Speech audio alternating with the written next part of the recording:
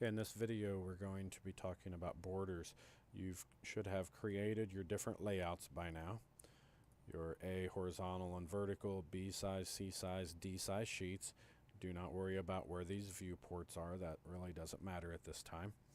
And I'm going to go ahead and go to the A horizontal, and I'm going to create my border. Now the first thing I'm going to do, almost always, I start off on a no print layer. That way no matter what I create, if I accidentally leave it there, if it's wrong, whatever it may be, it's not going to print anyway. And if you've not watched the print or plot video, you will need to see that on my layers, and it's not showing up. I'll have to exit CAD and get back in to get that display work out. You'll see that the no print layer is one that does not print. So in the no print layer, I am going to do a rectangle, and I am going to move my crosshair down here to this corner. If I just zoom in here, then I'm going to have to pan over and over. Your zoom is centered upon where your crosshair is. So put your crosshair where you're wanting to zoom in, and then zoom in until you see that it's not moving anymore, like there, right? Mine's not zooming in anymore. And I am going to get my crosshairs as close as possible to those edges. As far as how close or how necessary, notice on my coordinates on my status bar, as I click here and I move over to the right, I don't get that status bar to change until right there. From where I started, the corner of that page, to here, that is 1/10,000th of an inch. So I'm zoomed in quite a ways. Zoom back out, move over to the top right corner, and zoom back in again, at least a decent amount or until it stops moving, and click there. Okay, now not real sure what's going on. I don't know that I really wanted that, and honestly I didn't, but so don't let this bother you. But the reason that does show or appear to have a thickness is because it is probably a default line weight on your layers. And again, this is just a little glitch that it's having displaying. There's nothing wrong with it, but let's see if I can get it to pull up. There it is, and it is a default. 0 is less than default. Default is actually, well, let's find out what default is. Line weight settings, and I see right here. Now one, if you don't want to see this, just simply turn off the display line weight. Here, default, it's telling you it is 0.01 inch. So that's fine. And honestly, it really doesn't matter. But just because I'm going to go ahead and change that to a 0. So you see that it is thinner. It'll always be that thin now. And I'm going to zoom back out. Now I'm going to do an offset, and I'm going to say 0.5 inch for my offset. That's normally different standards, different companies, different standards on how far they want that border. And again, that is what we're creating here, is this border. I'll tell you what, I'm going to go ahead and delete that just so that's not confusing. So this here is going to be the border, the framework, the printed frame around my drawing. And that I can go ahead and select and put it on the Z border layer. All the Z down here is border, revision block, text, title block. The text is what goes in the title block. I kind of have these all grouped together. They're all related.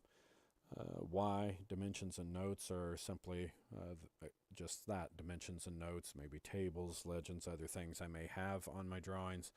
X's are all of my different line types, or at least types of lines from the alphabet of lines. And then of course O for the object, anything that I'm actually creating, such as drawn images, imported image. We get into drawing the Missouri Western logo, the Griffin, we'll use that, or any other items we bring in, we'll put them in imported. And again, object or O-object. This one is not up to date. This is an older version. And then we'll just leave it at that for now. So this one definitely is a border.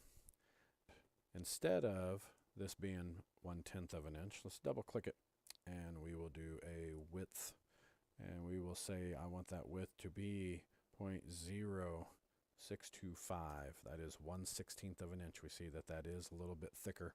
Control Z, Control Y to redo, undo and redo. You kind of see the big difference there. And that's what I want my border to look like.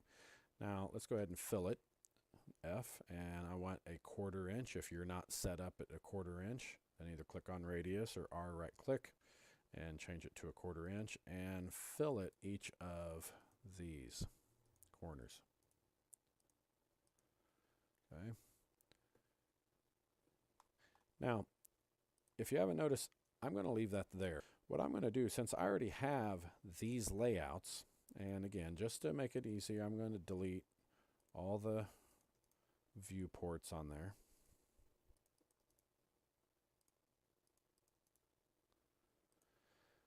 So what I want to do now, I'm actually going to do this a little prematurely. In all reality, I'm probably going to go ahead and do the title block on one of these. Then I'm going to copy these over. So, well, how do I copy these over? Well, if I complete an entire layout tab, I can then, of course, right-click, move or copy, say create a copy, and then modify its page setup to make it vertical, to make it a B size sheet, C size, so on and so forth. And that's fine. That's absolutely reasonable or logical or a good approach as well. I'm going to do this way just so that I can at least show you another feature.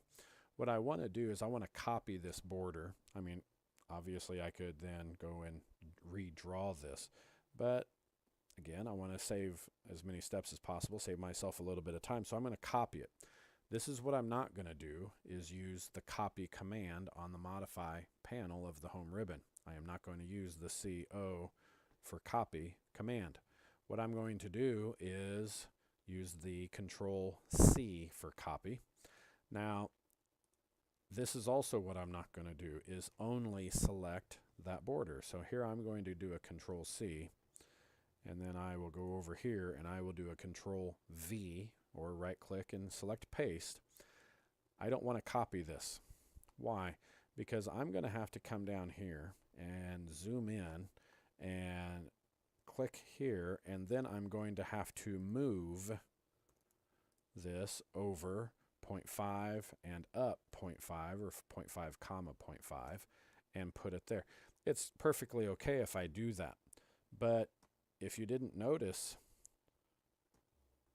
when I did Control V, pay attention to where that border is with respect to my crosshair. Because it has a thickness, because it has a width, it is entirely, every bit of my drawing of the objects that I've selected are as if they are shoved down into the corner of the first quadrant, geometric quadrant, that entire range on the top right of my crosshair. I don't want that. I don't want that, because I want it to be as if that polyline is centered. By the way, a polyline or lines, no matter how thick they are, they truly exist. Notice where those grips are. They truly exist in the center portion of that thickness. So here is what I am going to do. I'm going to select both of these, and these are polylines, so I only have to select them down here. And I'm going to do a Control C. I'll come here and do a Control V. Why is the border clear up there? Because I've selected that blue no print rectangle as well. And so now, and by the way, it has a 0 thickness. Remember, I changed its default, or its line weight, from default down to 0. So now when I put that blue rectangle here on this edge, or in that corner, which is what you would have had to do if you were going to draw this over again, you draw this one first from here up to here, and then you do your offset. Okay, so now I can just simply, let's do a stretch, S for stretch. It's also right here on the modify panel. S for stretch, right click, and now be careful, you're going to want to do this in one action, one direction at a time. And if I do this, then this left edge of my green rectangle and that bottom edge of that green rectangle, the endpoints on each side, either side of those lines, are what's going to move. The endpoints on the opposite side are what's going to stay still. So I don't believe this is what I'm wanting to mess with. Not at all. I'm going to do a stretch, and I'm going to go all the way down and click, right click to be done, and now a base point. Notice I'm up away from everything. I'm going to bring it in until that blue line is on that edge. Now, in all honesty, I can be very specific about this. The width of an A-size horizontal sheet is 11 inches. The width of an A-size vertical sheet is 8.5 inches. So 11 minus 8.5 is 2.5. Make sure you are horizontally, or you could say at 2.5 less than 180. And there it is. And that is going to be absolutely as accurate on that edge as what this was when I first pasted it. And then I can do the same thing. Stretch again. Now I'm going to go all the way across and go up 2.5. Make sure it's vertical. And that is, again, relatively perfect. You could do the same thing here for the B. Control V. If you lost it, if for whatever reason you hit escape a few times, you lose what's on your clipboard, just go back and Control C for copy again. Zoom in down here, all the way, get really close, there it is, and S, and going from 11 to 17 is 6, and again going 8.5 to 11 is 2.5, and I'm pretty much done. Okay, that's enough for now for borders. And the next video we've already started in class, the title blocks.